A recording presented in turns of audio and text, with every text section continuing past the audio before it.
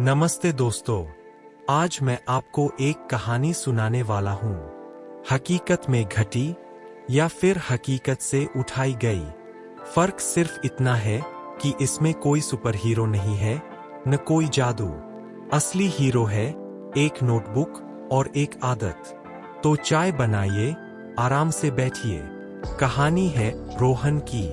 रोहन, आप जैसा ही कोई लड़का, अच्छी नौकरी, अच्छी सैलरी, शहर के अच्छे फ्लैट में रहता था। महीने की पहली तारीख को सैलरी आते ही उसके अंदर एक अजीब सा उत्साह होता, जैसे दुनिया की सारी चीजें अब उसकी है। वो सोचता, इस बार बचत करूंगा, लेकिन 25 तारीख तक आते आते उसके बैंक अकाउंट में जो नंबर दिखता वो कुछ और ही होता, जीरो के आसपास। और हर बार वही सवाल, पैसे गए कहाँ? उसे लगता जैसे पैसे में पंख लग गए हों। एक दिन वो रात को ऑफिस से लौट रहा था। रास्ते में एक छोटी सी चाय की टपरी थी। वहां एक बुजुर्ग बैठे थे, बहुत साधारण से, मगर चेहरे पर ऐसी शांति थी जैसे उन्होंने जिंदगी का कोई राज ढूंढ लिया हो। रोहन ने पूछा, अंकल, आप रोज यहाँ बैठते हो? अंकल मुस्कुराए और बोले, हाँ बेटा, यही से दुनिया देखता हूँ। बताओ, तुम इतने उदास क्यों? रोहन ने सारी कहानी सुना दी। महीने की शुरुआत अमीरी, आखिर में गरीबी। अंकल ने बिना कुछ कहे अपनी जेब से एक छोटी सी नोटबुक निकाली और उसके सामने रख दी। उन्होंने कहा, बस एक महीने ये करके देख। हर रोज जितना भी खर्च करे उसे लिख।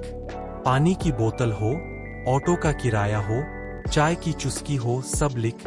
रोहन को थोड़ा अजीब लगा। उसने सोचा, बस इतना सा, पर उसने वो नोटबुक रख ली। अगले दिन से रोहन ने लिखना शुरू किया। पहले 2 दिन मजाक लगा, लेकिन चौथे दिन जब उसने देखा कि सिर्फ 4 दिनों में उसने 800 रुपये सिर्फ चाय नाश्ते में उड़ा दिए, तो उसकी उंगलियां थम गईं। फिर उसने देखा जोमेटो पर 200 से 300 के ऑर्डर, जिनमें से आधा खाना बेकार चला जाता। ओला उबर की सवारियां, जहां वो मेट्रो से भी जा सकता था। बिना सोचे समझे लिए गए सब्सक्रिप्शन, जिम, नेटफ्लिक्स, प्राइम, सब एक साथ। और सबसे बड़ी चीज, कैशलेस का झंझट। उसे पता चला कि जब वो यूपीआई से पेमेंट करता था तो दर्द महसूस नहीं होता था। नोट हाथ से निकलते नहीं दिखते थे, तो खर्च पर लगाम नहीं लगती थी।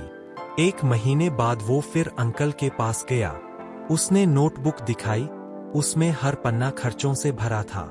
पर इस बार रोहन के चेहरे पर उदासी नहीं, समझ थी।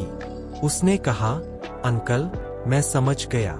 पैसे गायब नहीं होते, मैं खुद उन्हें बिना सोचे उड़ा रहा था। अंकल ने कहा, बेटा, पैसा कोई राक्षस नहीं है कि वो भाग जाए। वो तो तेरे हाथ से निकलता है तब, जब तू ये नहीं देखता कि कहाँ जा रहा है।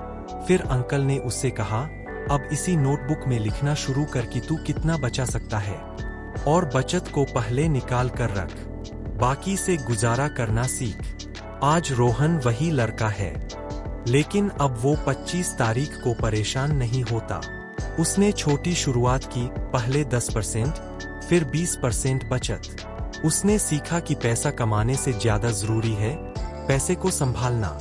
आज वो निवेश भी करता है, छोटे छोटे सिप से शुरू किया। और हाँ, वो नोटबुक आज भी उसके पास है। तो दोस्तों, ये कहानी सिर्फ रोहन की नहीं है, ये हम सबकी है। अगर आपको लगता है कि पैसे काफी नहीं है, तो पहले ये देखिए कि वो जा कहाँ रहे हैं। एक महीने सिर्फ लिखिए, आप भी हैरान रह जाएंगे। तो आज से शुरू करें। अगर ये कहानी अच्छी लगी तो लाइक, शेयर और सब्सक्राइब करना मत भूलना। अपने अंकल से मिलने चले जाइए कभी कभी, वो बहुत कुछ सिखा जाते हैं। धन्यवाद।